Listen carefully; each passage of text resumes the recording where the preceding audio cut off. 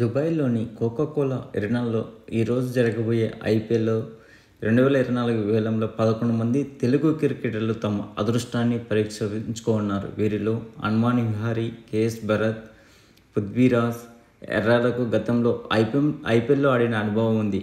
విహారీ 24 మ్యాచ్లు, కేఎస్ భరత్ 10 మ్యాచ్లు, పృథ్వీరాజ్ ఎర్రా 2 ఐపీఎల్ మ్యాచ్లు ఆడారు. అన్మాన్ విహారీ ఏజ్ 30. ఇతను కాకినాడ బ్యాటింగ్ ఆల్రౌండర్. 24 ఐపీఎల్ మ్యాచ్లో 284 పరుగులు చేసిన అనుభవం కూడా ఉంది. KS Bharat age 30, Vizag wicket keeper cum batsmen. 10 IPL మ్యాచ్ల్లో 199 పరుగులు, ఓ ఆప్షన్ చేసిన అనుభవం ఉంది. పృథ్వీరాజ్ ఎర్రా 25 ఏళ్ల కుర్రాడు, Guntur left arm medium pacer. 2 IPL మ్యాచ్ల్లో కేకేఆర్ ఒక్క వికెట్ కూడా తీశాడు. రోహిత్ రాయుడు 29 ఏళ్లు, Guntur left hand batsmen. Aniketh Reddy 23 ఏళ్ల కుర్రాడు, Nizamabad left arm spin. Raviteja 29 ఏళ్లు, హైదరాబాద్ ఆల్రౌండర్. మనీష్ రెడ్డి 24 సంవత్సరములు, హైదరాబాద్ ఆల్రౌండర్.